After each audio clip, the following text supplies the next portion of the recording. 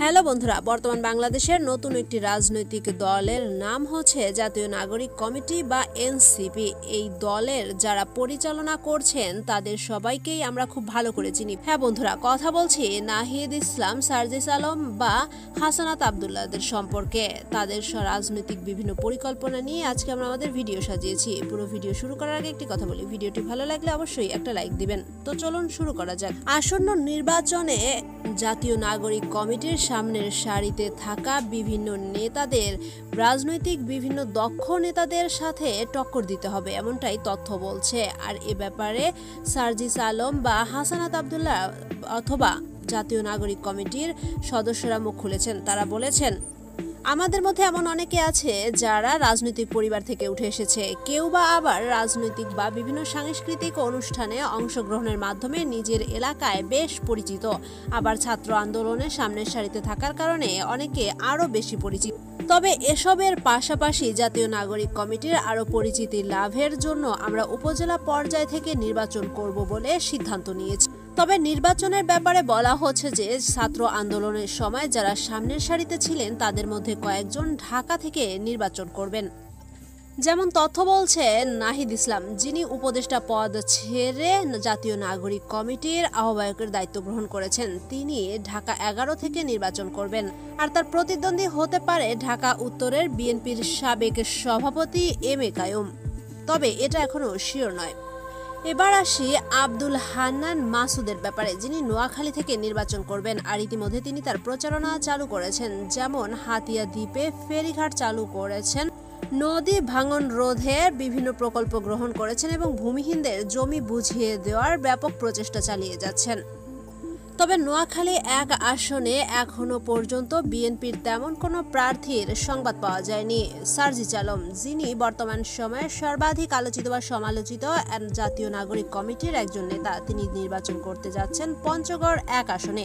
সাম্প্রতিক সময়ে তিনি বিশাল এক গাড়ির বহর নিয়ে পঞ্চগড় 1 আসনে নিজের নির্বাচনী প্রচারণা চালিয়েছেন। তবে পঞ্চগড় 1 আসনে 2018 সালের নির্বাচনে বিএনপির নেতা দাঁড়িয়েছিলেন ব্যারিস্টার নওশাদ। তবে এবারে নির্বাচনে তিনি কি করবেন সে ব্যাপারে এখনো কোনো সিদ্ধান্ত জানা যায়নি। এবার কথা বলি হাসানাত আব্দুল্লাহর ব্যাপারে। তিনি কুমিল্লা 4 আসন থেকে নির্বাচন করবেন। আর সেই অনুযায়ী সেই এলাকার বিভিন্ন জায়গায় তিনি তার নির্বাচনী প্রচারণা এবং বিভিন্ন অনুষ্ঠানে যোগ দিচ্ছেন। তথ্য বলছে হাসানাত আব্দুল্লাহর প্রতিদ্বন্দ্বী হতে পারে বিএনপির নেতা এএফএম তারেক। তবে তিনি যদি নির্বাচনে আসেন তাহলে হাসানাত আব্দুল্লাহর জন্য সেটা একটা হুমকির স্বরূপও হতে পারে। ভোলা 1 আসন থেকে নির্বাচন করতে চেয়েছিলেন সামান্তা শারমিন। তবে এনসিপির পক্ষ থেকে বলা হয়েছে সামান্তা শারমিন নির্বাচন করবেন ঢাকা 9 আসন থেকে। আর এখানে তার প্রতিদ্বন্দ্বী হতে পারে বিএনপির আরেক নেতা মির্জা আব্বাস।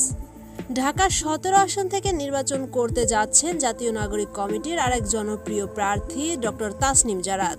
তবে এখানে নির্বাচন করার ক্ষেত্রে তাকে মুখোমুখি হতে হবে আন্দালিবুর রহমান পার্থক অথবা বিএনপির আরও কোনো নামকরা নেতার সম্মুখে। অপরদিকে এনসিপির আকরাম হোসেন নির্বাচন করতে যাচ্ছেন ঢাকা 13 আসন থেকে। তথ্য বলছে এই আসনে বিএনপির অনেক নামি দামি নেতা রয়েছে। তবে কে এখান থেকে নির্বাচন করবে সে তথ্য এখনো প্রকাশিত হয়নি। অপরদিকে বাংলাদেশের বর্তমানের যুব ক্রীড়া মন্ত্রণালয়ের উপদেষ্টা আসিফ মাহমুদ সজীব ভুঁইয়ার ব্যাপারে তথ্য বলছে, তিনি যদি উপদেষ্টা পদ ছেড়ে সে নির্বাচন করেন তাহলে তাকে ঢাকা 10 আসনে নির্বাচন করতে দেওয়া হবে। যদিও তার বাবা বলছেন তার ছেলে কুমিল্লা এসে নির্বাচন করবেন। আর কুমিল্লা নির্বাচন করতে হলে তার প্রতিদ্বন্দ্বী হবে শাহ মোফাজ্জেল হোসেন, যিনি ওই এলাকার একজন জনপ্রিয় মুখ। অর্থাৎ তথ্য অনুযায়ী আসিফ মাহমুদ সজীব ভুঁইয়াকে কুমিল্লা হোক বা ঢাকা যে কোনো আসন থেকে নির্বাচন করলে একজন নামি দামি নেতার বিপক্ষেই লড়তে হবে, এমনটাই তথ্য বলছে। এছাড়াও এনসিপির আরও সব নেতারা যারা ছাত্র আন্দোলনের সময় বেশ সামনের দিকেই ছিল, তারাও বিভিন্ন আসন থেকে লড়বে। তবে তথ্য অনুযায়ী তরুণ এই সব নেতাদের অবশ্যই বিএনপির সব নামি দামি নেতাদের বিরুদ্ধে লড়তে হবে। সিট অর্জন করতে হলে তাদেরকে মাঠে নেমে কাজ করতে হবে, এমনটাই বিশেষজ্ঞরা বলছেন।